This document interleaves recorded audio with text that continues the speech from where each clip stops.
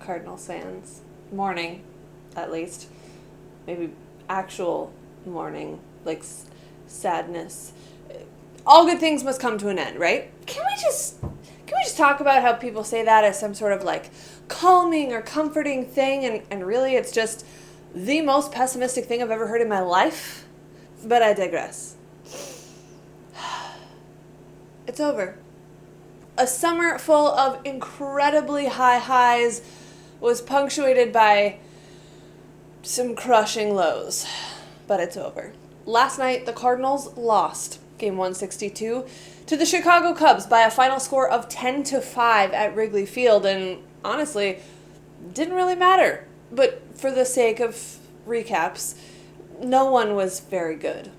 Jack Flaherty didn't get out of the third inning, and he was charged with 4 runs after the offense had spotted him a 2-0 lead. Austin Gomber had an equally rough day, pitching 2 innings in relief and giving up 4 more Cubs runs to the team that was playing for the division title simultaneous to the Milwaukee Brewers doing the same against the Detroit Tigers. The last day of baseball gets a little weird. And as per usual on the last day of the season, the box score was pretty full as far as players getting into the game goes. Meanwhile, the offense, almost appropriately, struck out 10 more times. And while they did score 5 runs, they were 3 for 12 with runners in scoring position and left 12 on base. Sort of more of the same as far as the last month of the season has gone. Daniel Ponce de Leon is one of those guys that did finally find his way back to the mound, making his first appearance since January. Or that's how it seemed. But by then, even his scoreless inning was too little, too late.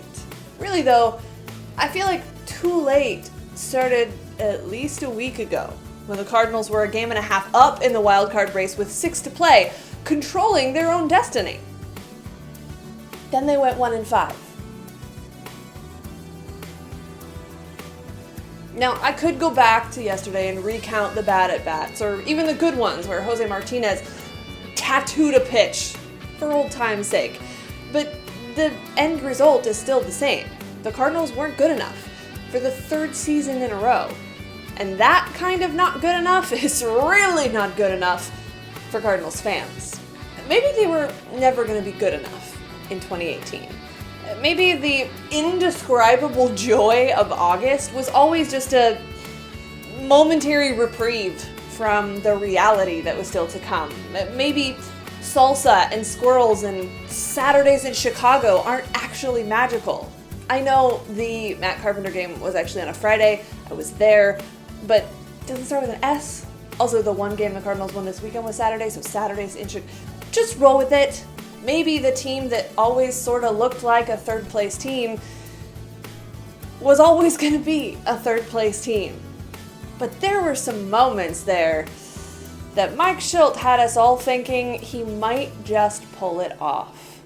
And how can you not be romantic about a summer that saw Yadier Molina and Jack Flaherty both defy age in opposite directions? A summer that finally saw Colton Wong recognized as #good. A summer that gave us Harrison Bader and Tyler O'Neill in the same outfield, which night after night provided some, well, interesting moments, but perhaps none more so than the LA series where O'Neill kept running over Harrison Bader. Did anyone ever figure out what that was about? Because I will be permanently confused by that entire series of outfield play. A summer that gave us 11 walk-off winners, and those never get old. In fact, one might say that walk-offs are fun.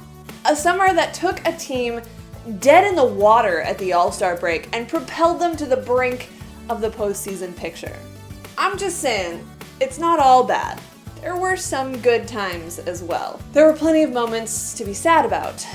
Well, Greg Holland, Dexter Fowler, Brett Cecil, what might be the final appearance of Adam Wainwright. I mean, the summer wasn't great for everyone.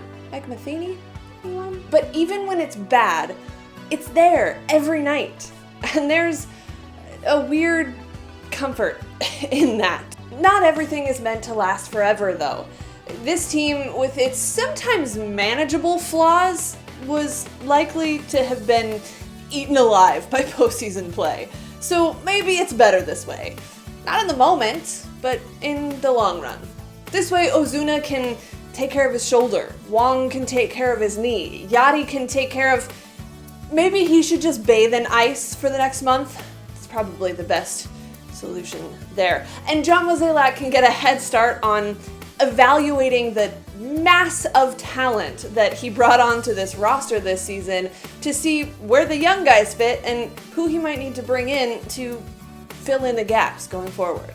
So there is a silver lining, as there always is if you look hard enough, but I am gonna miss it. Even the days where it was, in fact, a grind. Because it never really ceases to be a good thing in my life, and hopefully in yours, even when I know it has an expiration date. Look, I'm not good at goodbyes, even temporary ones, especially knowing that the next hello won't be the same. Things can't be the same. So I'll just say this. Have a nice winter. See you around. Thanks for being along for the ride.